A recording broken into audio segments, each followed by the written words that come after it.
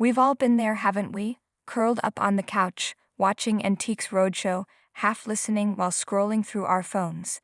We see the familiar parade of dusty paintings, inherited silverware, and quaint ceramic dolls. We feel a gentle warmth, a comforting nostalgia.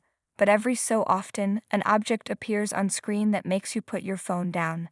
It's an item so unique, so unexpected, that it silences the room and commands your full attention. It's not about the potential price tag, it's about the story that suddenly unfolds, a story you never could have imagined. This is exactly what happened when one guest, a friendly and unassuming man, brought in what he simply called Dad's old lamp. But this was no ordinary lamp.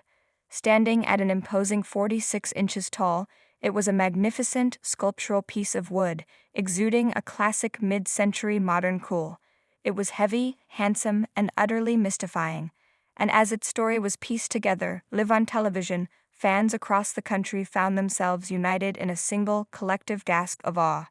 The story began not in a high-end design gallery, but with a father's love.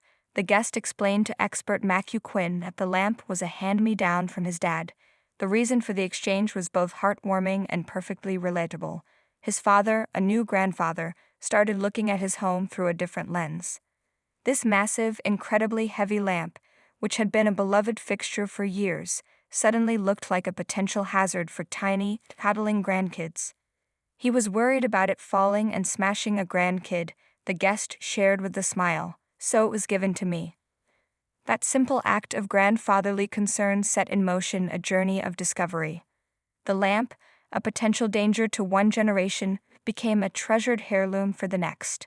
The guest didn't know much about its origins, only that his father had picked it up for a song decades earlier, likely paying no more than $50 at a flea market or a small antique shop in Tulsa or Muscogee, Oklahoma. It was just a cool-looking lamp his dad had found. That was it. Or so he thought. As expert Matthew Quinn laid his eyes on it, you could see a spark of genuine excitement. This was the moment an appraiser lives for. It wasn't just old, it was special. What it is, Quinn began, his voice filled with admiration, is a great piece of modern design. It's just stunning. He gestured to its sleek, powerful lines, noting how it looked even more beautiful when lit. But the aesthetic was only the beginning of the mystery. Quinn confirmed the guest's suspicion. The lamp's base was, in fact, a repurposed airplane propeller. You're right, it's massive. It's incredibly heavy, he affirmed. The first question was obvious. What kind of bird, as he called it, did this thing come off of? This is where the story took a breathtaking turn. Quinn and his team, including the show's military experts, huddled together, examining the size, the shape, and the distinct markings on the aged wood. They measured the base and the length of the blades. After careful deliberation, they came back with a conclusion that sent a shiver down everyone's spine. This was no ordinary propeller from a small civilian plane. Based on its grand scale and design, they were confident it came from a World War I bomber. Let that sink in for a moment. This wasn't just a lamp. This was a silent witness to history. This piece of wood had sliced through the skies over a century ago, in the very dawn of aerial warfare. It was part of a machine that represented a pivotal, terrifying, and world-changing moment in human history. It had likely seen things we can only read about in textbooks. Quinn then beautifully contextualized the propeller's second life. He explained the concept of trench art, a poignant practice where soldiers and artisans would take materials from the battlefield, shell casings, bullets, pieces of shrapnel, and yes, propellers, and transform them into objects of art and memory. You see the trench art coming out of World War I, Quinn explained.